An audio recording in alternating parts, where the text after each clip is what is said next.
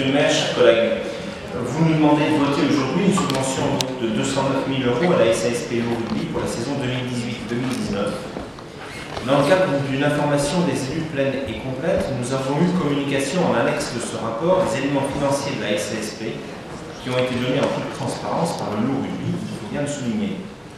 Les indépendants ont découvert dans cette annexe une partie des informations que nous réclamons depuis maintenant 10 mois à la ville de Lyon, concernant les montants des cessions de droits à construire consentis par le lot Rugby à 6 SCI immobilières dans le cadre du bail amphithéotique administratif du stade de Gerland.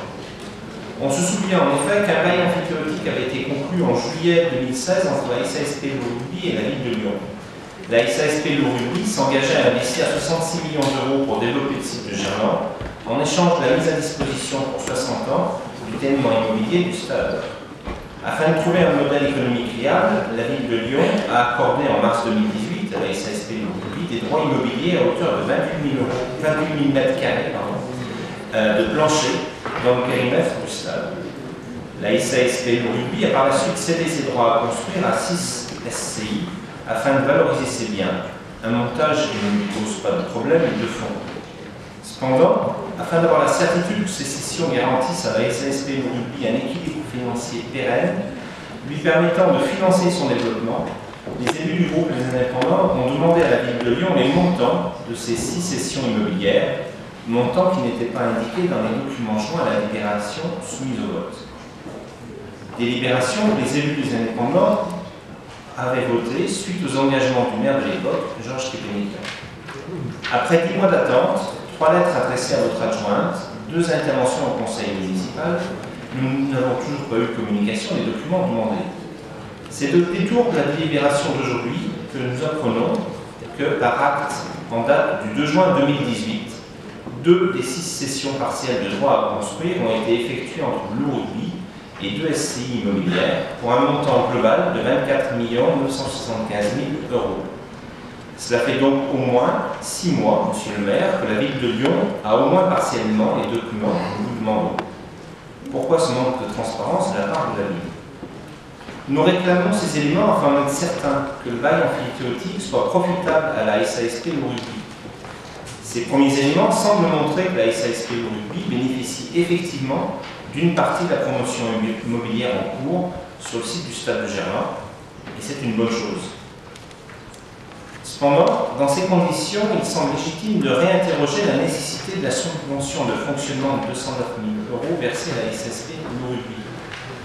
À l'image de ce qui a été fait pour la SASU Olympique Lyonnais, qui n'a plus perçu de subvention de fonctionnement de la ville de Lyon depuis que le grand stade est une réalité.